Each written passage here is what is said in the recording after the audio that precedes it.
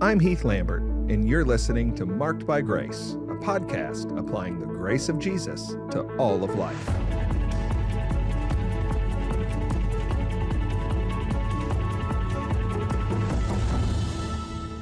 What does it mean for a deacon to be double-tongued? What does it mean for a deacon to be double-tongued? That's the question I'm taking this week on Marked by Grace. I want to welcome you to the podcast and invite you that if you have a question or a concern, an issue you'd like me to address, you can send it in to markedbygrace@fbcjax.com. That's markedbygrace@fbcjax with an x.com. And this week I'm taking your question about what it means for a deacon to be double-tongued.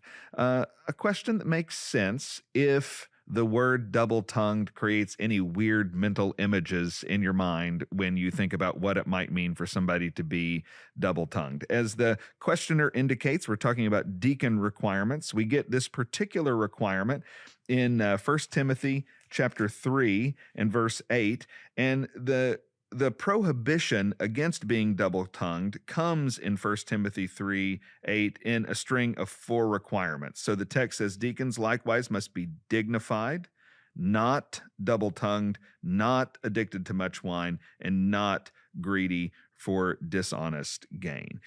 And so the question is, what does it mean to not be double-tongued? That might be the hardest one in that list of 4 there in 1 Timothy 3:8 to understand.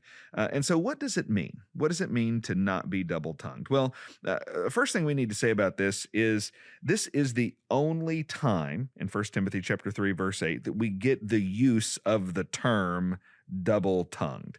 That can make it a little hard to determine the meaning. One of the things that helps us when we determine the meaning of a word in the Bible is we're able to look it up and we're able to see other places that it's used in other contexts, and it helps to kind of camp out and scope out the field of meaning of the term. And we don't have other usages, as is the case with double-tongued. We don't have anything to compare it to, and that can make it a little bit hard to understand what it means. And so then we have to pay really close attention to the meaning of the word outside of the context of the New Testament. And the word here in Greek, many of you will know that when we read the language of double-tongued, that is an English translation of a Greek word, which is dilogos.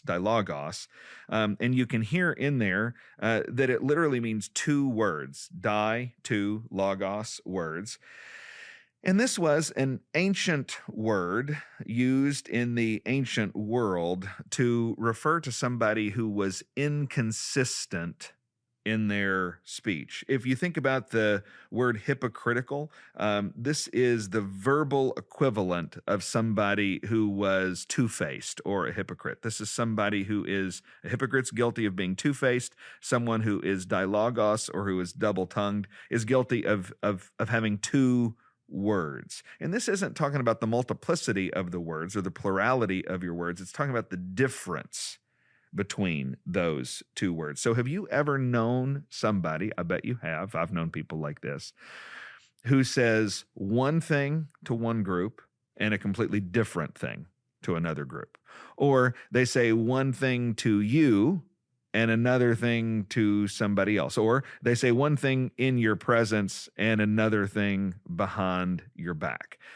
This is a verbal hypocrite. It's a person who, verbally speaking, is two-faced. They say one thing in one spot and a different thing in a different place. Here's what's going on with the command against having a deacon that is a verbal hypocrite, a deacon that speaks, we might say, out of both sides of his mouth, to use an English version of the metaphor.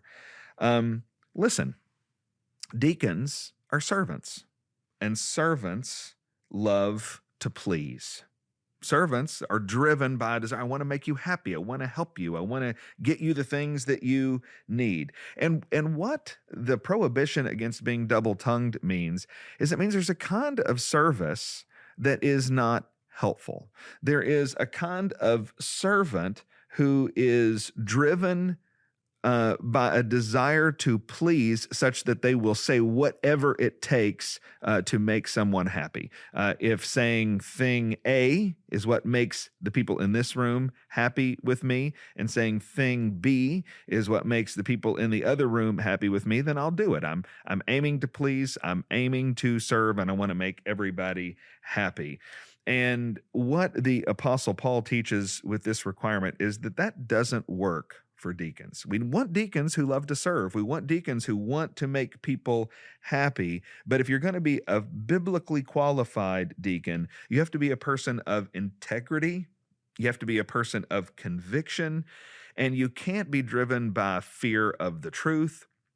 You can't be driven by an ultimate fear that somebody would be unhappy with you, such that you change what you say in order to make someone happy in the moment. So what it means to be double-tongued, and in the context of being a deacon, to not be double-tongued, means that we have servants who love to serve, who love to please, who love to make people happy, but who are not tempted to do that by compromising their speech and speaking out of both sides of their mouth.